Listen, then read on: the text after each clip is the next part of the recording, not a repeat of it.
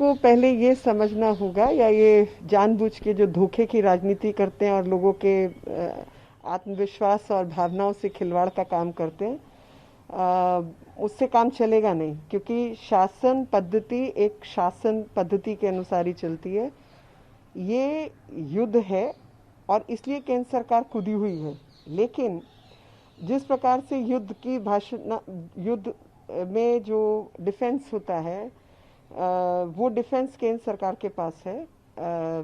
लेकिन जब गृह युद्ध है और देश के अंदर है तो राज्य सरकारों को काम करना होता है।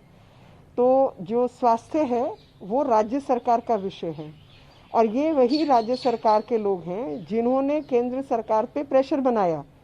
जब केंद्र सरकार अपने तरीके से हस्तक्षेप करके वैक्सीन देश में बनवा रही थी, पहले तो अगर आप इतिहास देखें वैक्सीनेशन का, तो इस देश के अंदर 1950-1955 में बनी हुई वैक्सीन दुनिया भर की 1995 तक आती नहीं थी। हमारे यहाँ पे यूनिवर्सल वैक्सीनेशन नाम की चीज़ नहीं थी, पोलियो जैसी दवाई नहीं थी।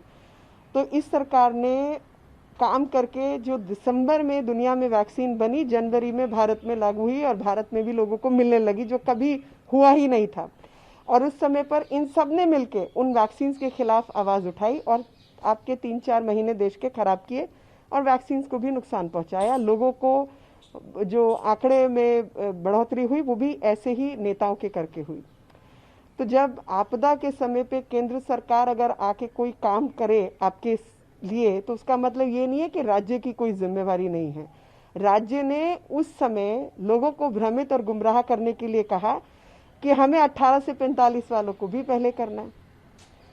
तो केंद्र सरकार ने कहा ठीक है जी, आप अपनी व्यवस्था कीजिए, 45 तक वालों की तो हम फ्री व्यवस्था कर रहे हैं, आप 18 से 45 की अपनी व्यवस्था करना चाहते तो कर लीजिए।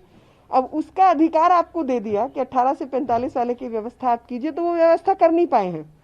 अपनी नाकामी और निकम्मापन छुपाने के लिए अब ये दारोमदार केंद्र सरकार को देना चाहते हैं। तो केंद्र सरकार ने कहा कि भाई हमारी तो अपनी पॉलिसी थी, उस पॉलिसी के तहत हम लोग शुरू से एक डाउन स्केल, सबसे पहले सबसे ज़्यादा उम्र वालों को और उसके बाद धीरे धीरे कम उम्र वालों को हम कर रहे हैं।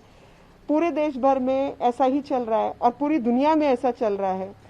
दुनिया में मेरे को ये पता है कि बल्कि हमने तो जैसे बड़े बड़े ग्रुप शुरू किए कि 60 से ऊपर, अब 60 से ऊपर 75 भी होता है, 74 भी होता है, 72 भी होता है, 70 भी होता है, 60 से ऊपर वाले सब लोगों के लिए खोल दिया।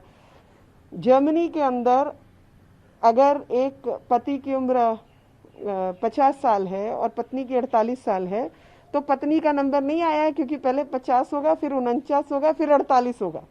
और यहाँ पर सौरभ भारद्वाज के माध्यम से ये लगातार झूठ बुलवा रहे हैं। इन्होंने झूठ बोला कि यूके के अंदर सारे हो गए, अमेरिका के अंदर सारे हो गए, भारत पिछड़ा हुआ है, जबकि सच्चाई कुछ और है। सच्चाई में 20 करोड़ से ऊपर का आंकड़ा भारत में पूरा हुआ है, जो कि अपने आप में एक मिसाल है।